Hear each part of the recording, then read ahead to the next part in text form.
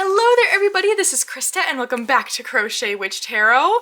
And today I thought it would be fun, since I haven't done a first impressions unboxing video in quite some time, I realized that I've not really sat down to properly show the decks I've recently brought into my collection. I would say what I have here is probably from the last 3 months.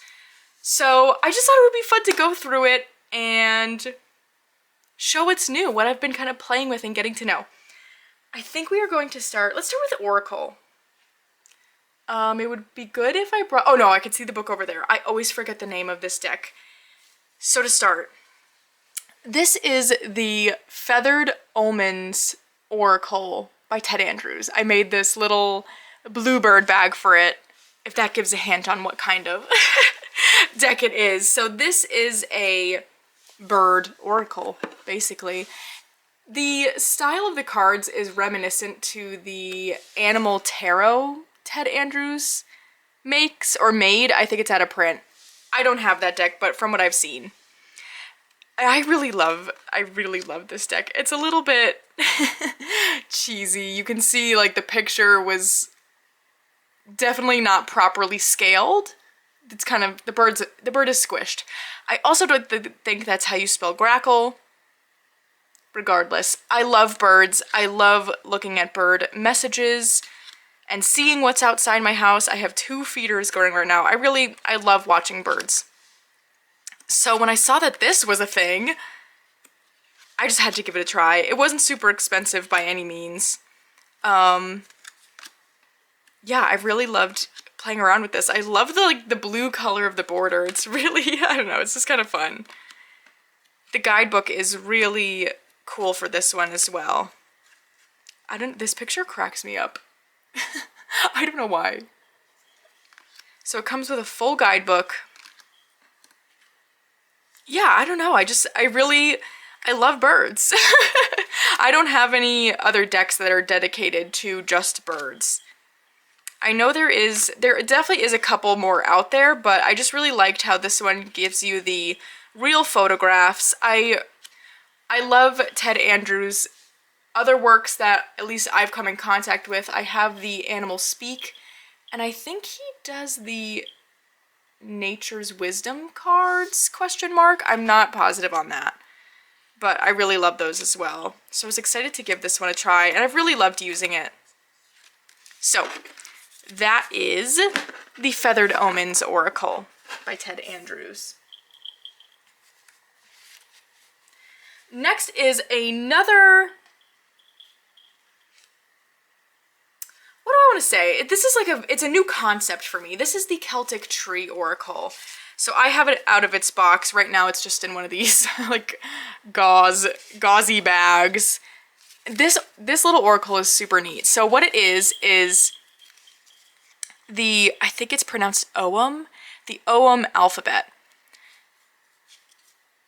which kind of reminds me of runes. It's these symbols here, and each letter of the Ogham alphabet, or symbol of the Ogham alphabet, is related to a tree, which is then related to kind of this divinatory meaning concept. This is my understanding so far. So again, this is a new concept for me. It's something I've been really interested in learning, but I didn't want to just get a Ogham set. I know you can get sticks, or I think you can even get ones that just kind of look like runes. I wanted something like this where I could incorporate it into my card pulls, but then it also gives a guidebook that completely explains it to me. So this is just a really cool little resource for learning this alphabet. I would relate it to how you can get rune decks,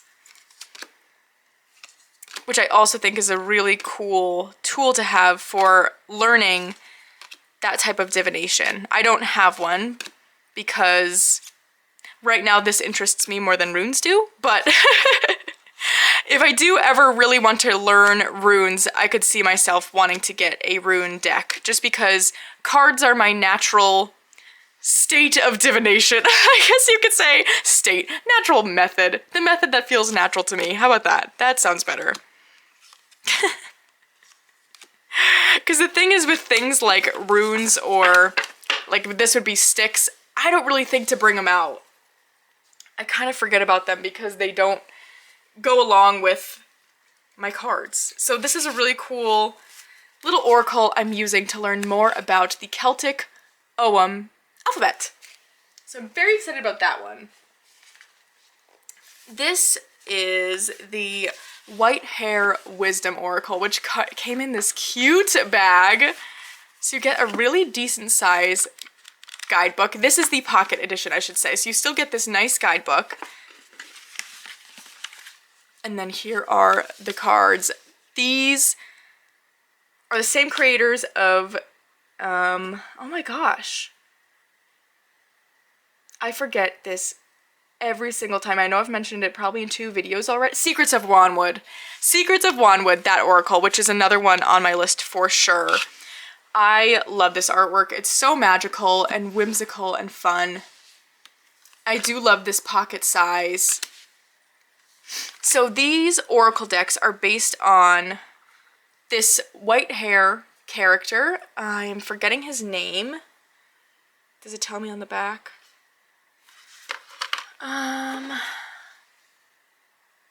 Matlock the Hare. So this husband and wife duo, Phil and Jackie Lovesey, also wrote / illustrated a middle grade novel series about Matlock the Hare and this land of, what is the little world called? Oh, I can't think of it. It was such a cute name.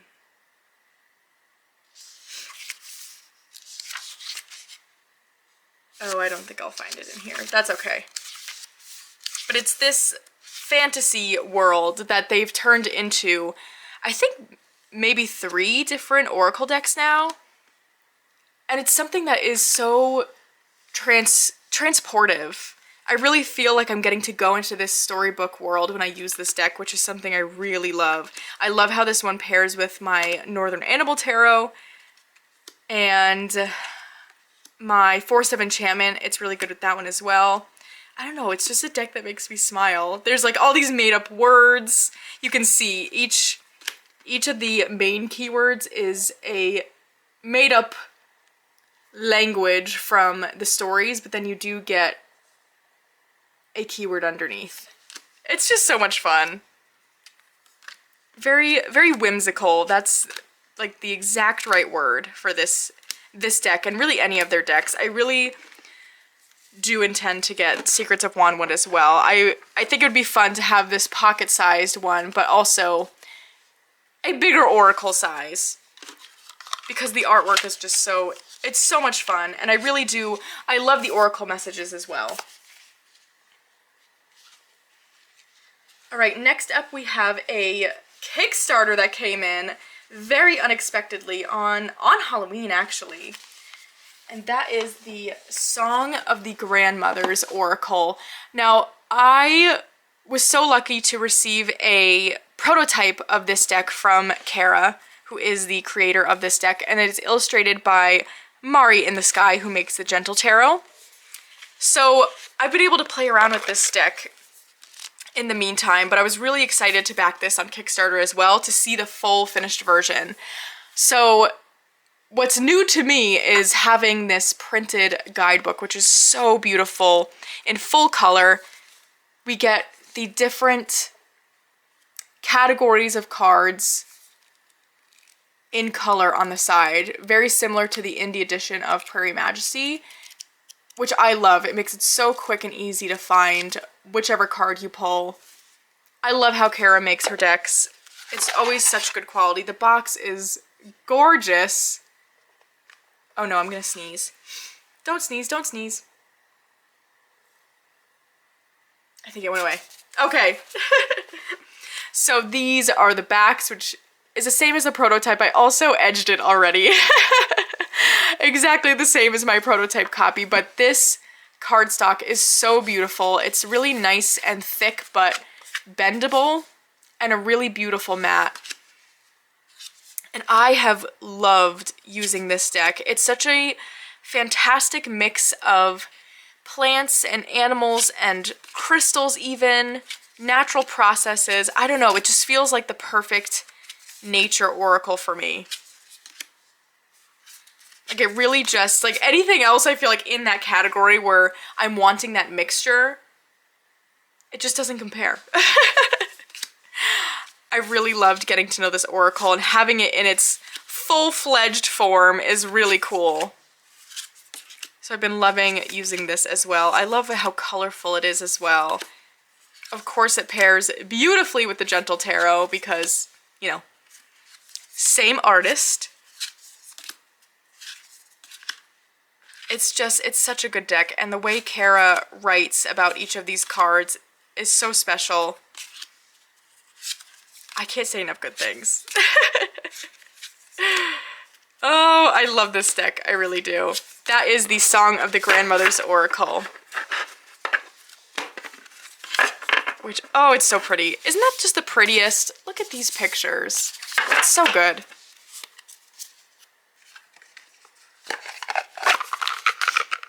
All right, we've got 2 more oracles, and then we can get on to tarot. So next I have the Sawyer's Nature Portals, which are created by Jamie Sawyer and her mom, I believe. And they are these circular animal cards. And I can't get over the artwork on this deck. It does come with a digital guidebook for each of these animals. I really love it. Something that is different about this deck than any of the other animal oracles I have is that in the guidebook you do get a kind of general divinatory keywords, but then you get this personal anecdote from both Jamie and her mother about their relationship with these animals, their encounters with these animals. It just makes it so personal and special. I really love that about this deck. But what I really like to do with this one is to pull a card as a guiding animal energy. I really like to work with animal energies, so pulling a card in this way to guide my reading is something I really like to do, and these cards are perfect for that, especially because we really just get the full artwork. I like actually that there isn't any titles or keywords on these cards because you can really just focus on the animal. The guidebook does have the pictures alongside the name, so if you aren't sure what a certain animal is, you can also look for the picture, which is nice. But Jamie's artwork is just so, it's gorgeous. I've really loved getting to use this deck so far. Oh, I could just look at every single card. Look! And I had to. I mean, that looks exactly like Stevie, doesn't it? I saw that and I was like, I'm sold. The cat looks like my cat, I'm sold. So that is the Sawyer's Nature Portals. Well, I'm gonna say last but not least, but there is actually kind of a deck that, it's not really an oracle. We'll get into it after. So the last true oracle is the Urban Crow Oracle, which I didn't really think I was ever going to end up with, honestly. It just didn't really interest me much because the Crow Tarot didn't end up working for me, so I figured they would have a similar feel, but they definitely do not. I love the keywords on this deck. I just think it's so different than anything else I have. And I can't quite explain it, other than that just the keywords, a lot of them are ones I feel like I haven't seen in my other decks. And I love being able to get this crow energy in my collection because I love crows. I was sad that the Crow Tarot didn't really end up working out. But I think a lot of the times for me, when it comes to working with animal energies, I find that doing so through Oracle tends to work a lot better than through Tarot. I think because with Oracle, there's more freedom to really capture their energy and essence, where with Tarot, you gotta fit it into a certain structure, you know? Not to say, I mean, I have plenty of animal tarots that I love, don't get me wrong. But I do find that animal oracles tend to be something that I really rely on for my animal work. It's so good. This is the new, is this Hay House? Hay House, yes. Hay House release of this deck. Look at that anomaly.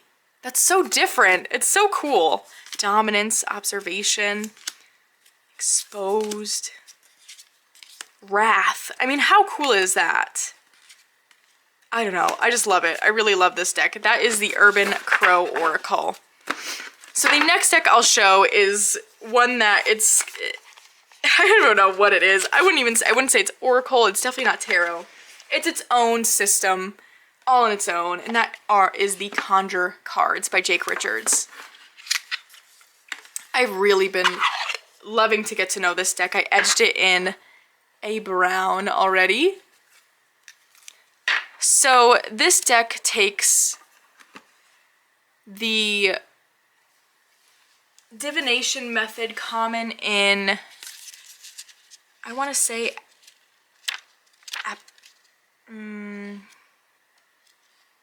Appalachia? Yes. So Conjure is, I don't want to say something I'm not really certain on. Okay. The Conjure Cards deck is fashioned to honor both traditions of dream interpretation and fortune-telling as they arose and grew in Appalachia and other frontier American regions. Many folks in Appalachia, is it Appalachia or Appalachia? I don't know, and elsewhere have grown up hearing and learning these dream meanings and likewise learning various forms of divination by reading tea leaves, coffee grounds, playing cards, or throwing bones. So, this deck takes a regular playing card deck and adds symbols in to sort of fuse these different types of divination that came about in these regions.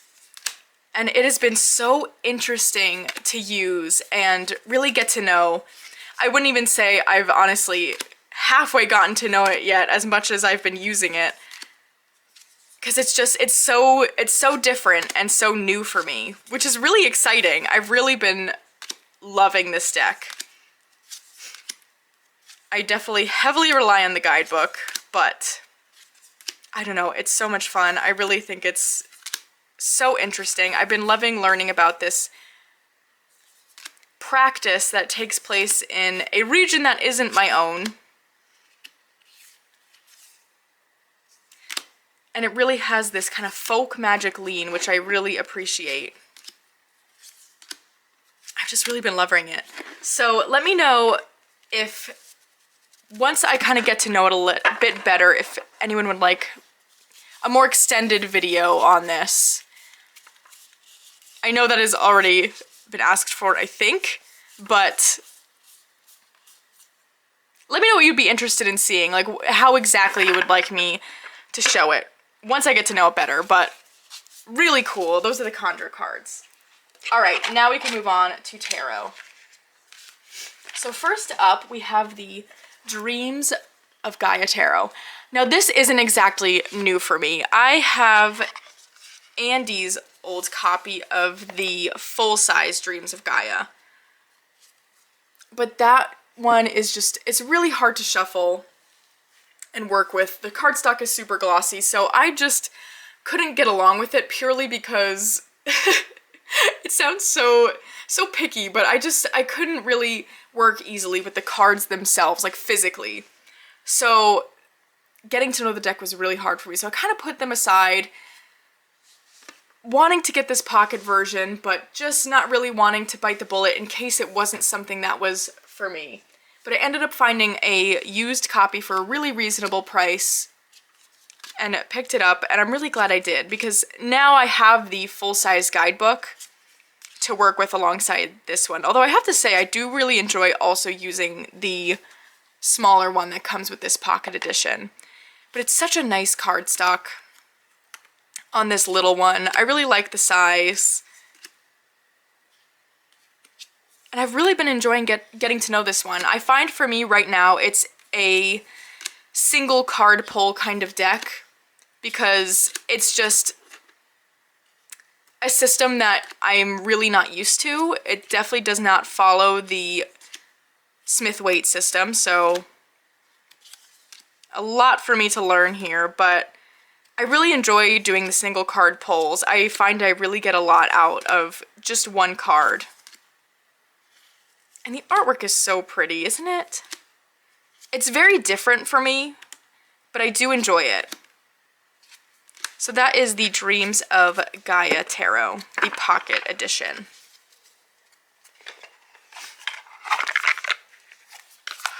Alright, next we have Tarot of the Hidden Realms, which I have in this owl zipper pouch I got the last time I worked the farmer's market. Is that not the cutest? I wish I wrote down the name of the shop. I think I assumed that there was a logo on the bag somewhere, but there isn't. I'm so sad because this bag is so beautifully made. I'm gonna have to see if I can find it on the farmer's market page, and I will link it if there's any sort of online shop, because is that not the cutest thing? Anyway, inside of that cute bag is Tarot of the Hidden Realms, which another deck, most of these decks actually, I should say, not that it matters at all. This doesn't really matter, does it? But I guess if anybody is interested, a lot of the time when I acquire decks, if I can get them used, I always get them used. I really like eBay and Mercari. I will save a lot of searches if I am interested in a deck. So this is another one I got used. I think this is from Mercari, question mark. But I have been really loving this deck. This is one I felt just an instant connection with. It really gives such powerful readings. It's a very fae deck, which I really enjoy. It just feels like a very spiritual deck to me. It feels connected to really the things that I just am interested in. If you haven't seen it, Moonlight Arcana actually has been doing a deep dive series on this deck. I will try and remember to link that below, because that's been really cool to kind of go through card by card. But yeah, I've really been liking this one. The artwork is really striking and just also really different for me. But I've really been loving it. Look at that. I mean, come on. That's not different for me though. That cute little hedgehog. Oh, I love it. The thing I really love about getting used decks, this is making me think of that, is this came like already broken in, like really soft to shuffle, which I love. I love getting decks that already feel broken in. I edged it in this like mossy green. But yeah, this deck is so much fun to shuffle because it's really broken in. Not in a way where it's like feels worn out, but perfectly well loved and worn in, which makes me love it even more. So that is Tarot of the Hidden Realm.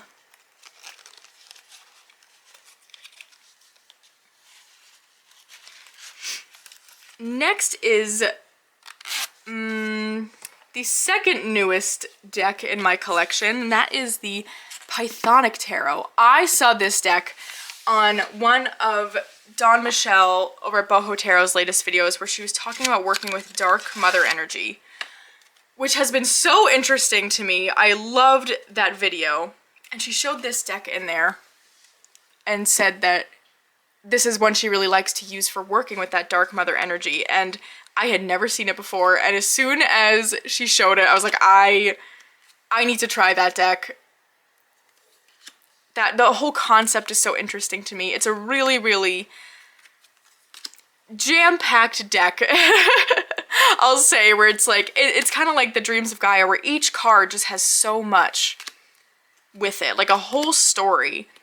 I've really not gotten to work with this one yet, because I really only got it in a few days ago and haven't had a chance to play much, but I'm really excited to do so. I think it would be really cool to do also a single card pull with this, and maybe do that alongside with Dreams of Gaia. That could be really cool.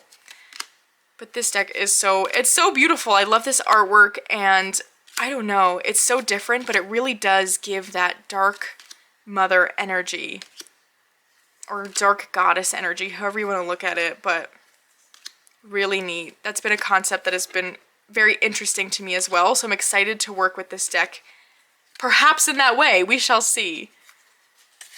That is the Pythonic Tarot.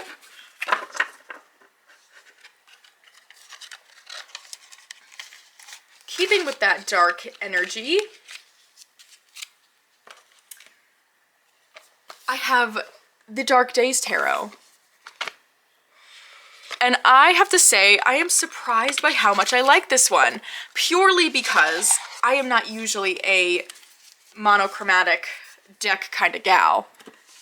But I've really, really been liking this one. The square shape is really kind of fun, actually, but this has been just a really powerful reader for me. I really enjoy the guidebook. I don't know, something about this deck I've really been enjoying. It's really different from anything else I have. And I've especially loved pairing it with the Song of the Grandmothers. Let's bring that out. We're just gonna play. And so I think that's part of the reason why I'm liking it so much, or why I didn't let the monochromaticness throw me off like it usually would right off the bat, because I actually got these in on the same day. And so I just kind of had them out, naturally had them out together. And so I paired them together in a reading, and reading-wise they worked super well, but also just aesthetically, I think they look so cool with each other, because this is full of color, and then with this tarot, it's like nothing is kind of overshadowing or overcrowding the reading. It's so good. I really love these two together. Yes, amazing. Really been loving the Dark Days Tarot as well.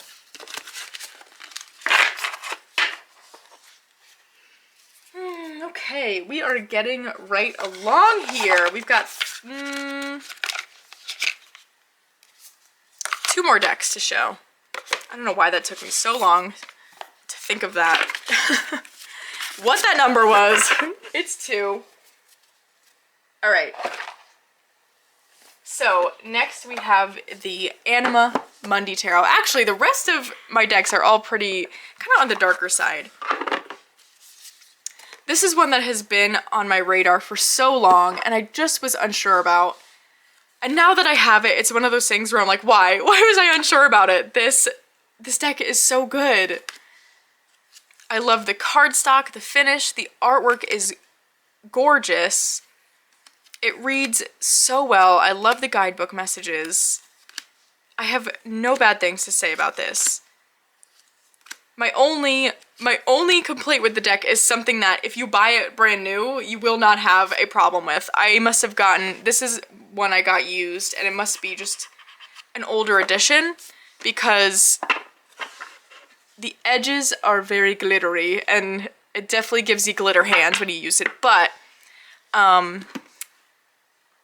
my friend Andy recently got a newer copy of it and did not have that problem, so I'm gonna guess that that was addressed, and this must just be an older copy. But that doesn't really bother me. I've really been loving this one. Look at that, I mean, oh my gosh, is that not the best thing ever? It's like cute, but like dark at the same time. I feel like this is what I wanted the El Goliath to be for me. I wanted an animal deck that just felt a little darker in tone, but I didn't need it to be gruesome in any way, if that makes sense. So I've really, really, really been liking this deck. That is the Anima Mundi Tarot. All right, last but not least,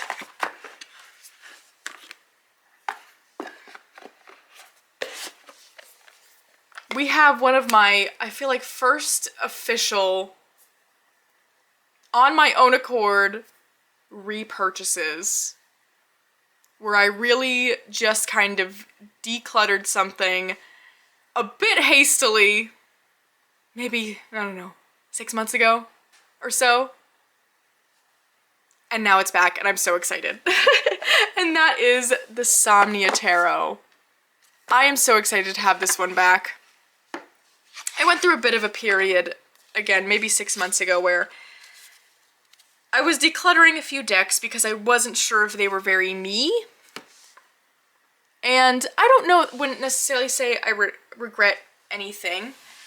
This is probably my first regret of rehoming a deck, because I feel like very quickly after I did so, I was like, oh, I do kind of miss it. It did have this like unique spot in my collection. Plus, where these photographs are taken is right near where I grew up, maybe 15 minutes. So where these photographs were taken, I would go all the time growing up, which is a really cool thing as well. But this deck is really special. I love the photography element of it. I don't know, there's just, it's really, really a cool deck. And the kind of reading I feel like have been wanting to use it for, but like just not having the deck anymore kind of thing. It's almost like nothing else feels like it fits right. And I don't really even know how to explain that. It's like, I don't know. I want to use it almost, I want to say like shadow work, but not really. I don't know. It's just a really cool deck. I'm very glad to have it back. I would say with confidence, this is my first reacquisition of a deck that I rehomed and regretted. And hey, you know, that's okay. We live and we learn. Now I know we will probably not get rid of you again. All is well. I was really glad I was able to find this one used as well. But it's a really special deck. I love that star. That's one of my favorite star cards. I'm so excited to have this one back. This literally just came in this afternoon right before I started filming this video, so we're ending on my latest acquisition, but I think that is all I have to share with you all today. I hope this was some fun. I really like pulling out my decks and playing with them, and I wanted to bring you all along with me while I did so, because this is truly what I do with decks that are recently acquired. I just leave them all over my floor to just kind of randomly sit and shuffle and look at, and that's kind of my process for getting to know. Oh my gosh, my battery just died mid me speaking, so my camera was really like, please stop rambling. Wrap it up, please. So anyway, I hope you all enjoyed going through my newer decks with me, and I hope you have a wonderful beginning to your week.